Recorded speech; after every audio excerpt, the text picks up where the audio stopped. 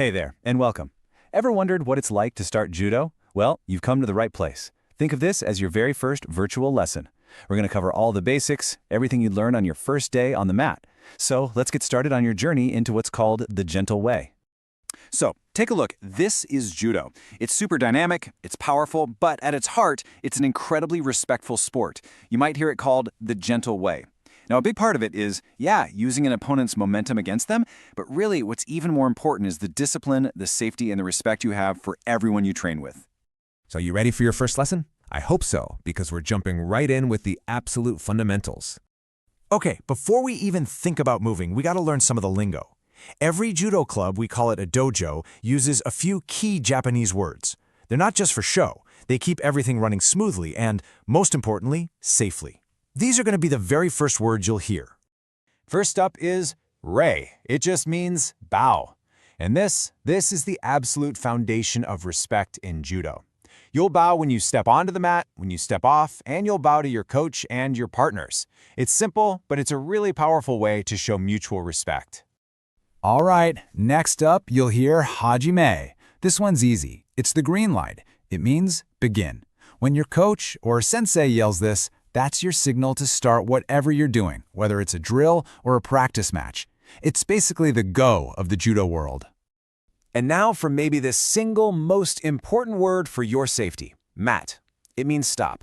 And when you hear it, you stop, like right away, instantly. Doesn't matter what you're in the middle of, this one word is what keeps everyone safe on the mat. So let's just hammer this home. Hajime is go, but mate is freeze. It overrides everything.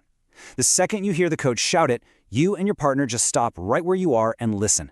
Seriously, this rule is non-negotiable. And speaking of safety, let's talk about some of the other really important rules of the dojo. And just to be clear, these are not suggestions, they're rules. They make sure everyone has a safe, clean, and respectful place to train.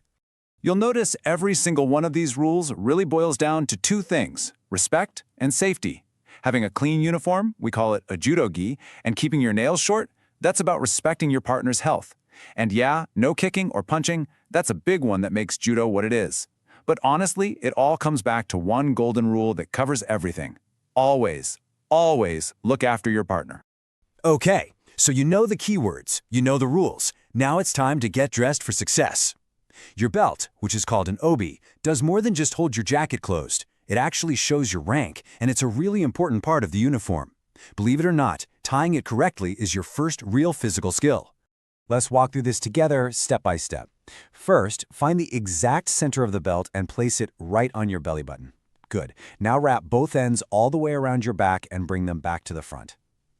Now this next part's key. Pass one end over the other and then feed it up between your body and the entire belt. Got it? Pull hard on both ends to make it nice and tight. For the final step, you loop the right end over and under the left one and then pull both ends outwards. You should have a perfect, neat knot. All right, you are dressed and ready to go. So what's next? Learning some crazy cool throw, right? Nope, not even close. The very first thing you learn to do in judo is how to fall. We call this ukemi, or break falls. And trust me, it is the single most important skill you will ever learn in judo. And this right here tells you everything you need to know about the philosophy of judo. Think about it. Before you can learn how to throw somebody else, you first have to learn how to protect yourself. Safety is priority number one. Once you know how to fall the right way, you gain the confidence to practice without being afraid of getting hurt.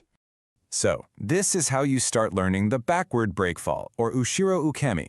You'll have a partner to help you out. You start in a crouch, and they'll gently help you fall backwards. As you roll back, your job is to slap the mat really hard with one hand. That slap isn't just for show. It spreads out the force of the fall, which helps protect your body. Okay, so once you've got the hang of that, you'll try it on your own. Now listen up, because this is the most important part. Tuck your chin. You have to tuck it right into your chest. This is to make absolutely sure your head never hits the mat. So you sit, tuck your chin, keep your back nice and curved as you roll back, and then bam! Slap the mat hard with both palms. It feels weird at first, but it will become second nature. All right, you know the rules of engagement. You know how to fall safely. Now the real fun begins. It's time to get moving. We're going to go through some basic exercises that build the coordination and strength you'll need for everything else in judo. First up, we've got double-footed jumps forward. And this is all about control.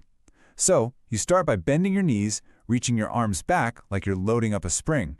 Then you explode forward, straightening your legs and reaching up. But here's the crucial bit, the landing. You reach forward to prepare, and you land with your knees bent, head up, and a nice straight back to absorb the shock. And don't worry, this isn't just about doing boring drills over and over. Coaches are great at turning these into games. You'll be jumping backwards, trying to land on specific spots on the mat, maybe even jumping over little hurdles. Before you know it, you're playing jumping tag or having jump races. It's all about building that agility while having a ton of fun. Next up are bunny jumps. These are fantastic for building coordination and a bit of upper body strength. You just start in a crouch, reach forward, and plant your hands on the mat, and then hop your feet forward to meet your hands. That's it. It's just a simple rhythm. Hands, then feet, hands, then feet, all the way across the mat. And you guessed it, just like with the jumps, bunny hops become part of the fun. You'll be trying them backwards, maybe in different directions, and oh yeah, you'll definitely be playing bunny hop tag and having races. It's all about making that basic movement training way more engaging and dynamic. And just like that, you've basically gone through all the key parts of a real first judo lesson. So let's just do a quick recap of what we've covered and what it all means. So if you take one thing away from this, it's that judo isn't really about fighting, especially at the beginning. It starts with respect. That's the etiquette. It's built on a foundation of safety. That's why we learn to fall first. And then it all comes alive through movement. Those three things, etiquette, safety, and movement, are the pillars that everything else in your judo journey will be built on. Look at that. You know some of the language, you know the rules, you know how to fall, and you know how to move. You literally have the complete beginner's toolkit. So really, there's only one question left. Are you ready to hit the mat for real? Now, if this has got you excited and you want to learn more, the source we used for today's lesson is a fantastic place to start. Definitely check them out if you want to continue your journey. And that's it for this time. Thanks so much for joining me.